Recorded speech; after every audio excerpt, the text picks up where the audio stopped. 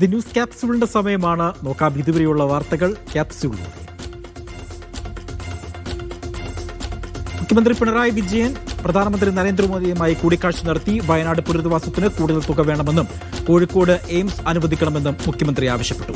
മുഖ്യമന്ത്രിയുടെ വിദേശയാത്രയ്ക്ക് ഇതുവരെ കേന്ദ്രം അനുമതി നൽകിയിട്ടില്ല.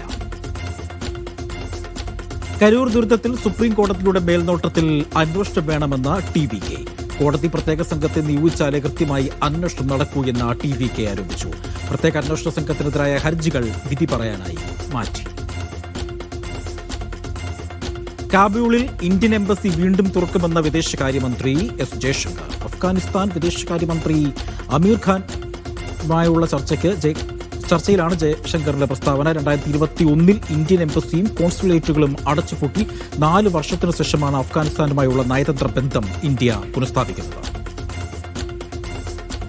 കപ്സിറപ്പ് കുടിച്ച് കുട്ടികൾ മരിച്ചതിൽ സ്വതന്ത്ര അന്വേഷണം ആവശ്യപ്പെട്ടുള്ള ഹർജികൾ സുപ്രീം കോടതി തള്ളി. കേന്ദ്രത്തിന്റെ എതിർപ്പ് കണക്കിലെടുത്താണ് കോടതിയുടെ നടപടി. അതിനിടെ കപ്സിറപ്പ് നിർമ്മാതാക്കളുടെ പട്ടിക സമർപ്പിക്കാൻ സംസ്ഥാനങ്ങൾക്ക് കേന്ദ്രം നിർദ്ദേശം നൽകി. പോണ്ടിച്ചേരി യൂണിവേഴ്സിറ്റിയിൽ SFI പ്രവർത്തകരെ സെക്യൂരിറ്റി ജീവനക്കാരൻ മർദ്ദിച്ചു. ആഭ്യന്തര പരാതി പരിഹാര കമ്മിറ്റി മരവിപ്പിച്ചതിനെതിരെ നടന്ന പ്രതിഷേധത്തിലായിരുന്നു അക്രമം. മർദ്ദനമേറ്റ വിദ്യാർത്ഥികളെ പോലീസ് തടഞ്ഞുവെച്ചതായും പരാതി. തോമസ് ഐസക്കിനെതിരെ സാന്റിയാഗോ മാർട്ടിൻ നൽകിയ അപകീർത്തി കേസിൽ വിചാരണ നടപടികൾ തടഞ്ഞ സുപ്രീം കോടതി. സിക്കിമിലെ മജിസ്ട്രേറ്റ് കോടതിയിലെ നടപടികൾക്കാണ് സ്റ്റേ. തോമസ് ഐസക്കിന്റെ ഹർജിയിൽ സാന്റിയാഗോ മാർട്ടിന് നോട്ടീസ് അയച്ചു.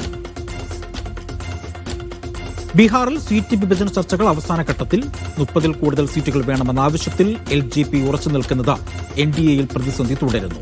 കുടുംബത്തിൽ ഒരാൾക്ക് സർക്കാർ ജോലി എന്ന പ്രഖ്യാപനവുമായി തേജസ്വി യാദവ് പ്രചാരണം ശക്തമാക്കി.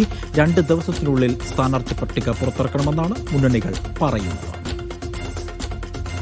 തമിഴ്നാട്ടിൽ തെരുവുകളിൽ നിന്ന് ജാതി പേരുകൾ മാറ്റാൻ നിർദ്ദേശം നൽകി മുഖ്യമന്ത്രി MK സ്റ്റാലിൻ.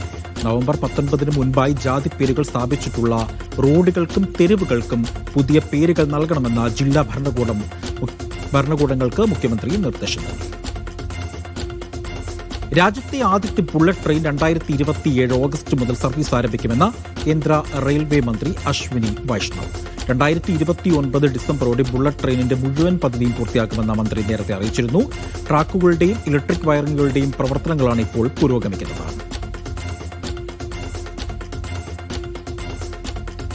ഗായകൻ സുബീൻ ഗാർഗിന്റെ മരണത്തിൽ 2 സുരക്ഷാ ഉദ്യോഗസ്ഥർ അറസ്റ്റിൽ. നന്ദേശ്വർ ബോറ, പരേഷ് ബൈശ്യ എന്നീ ഉദ്യോഗസ്ഥരാണ് അറസ്റ്റിലായത്.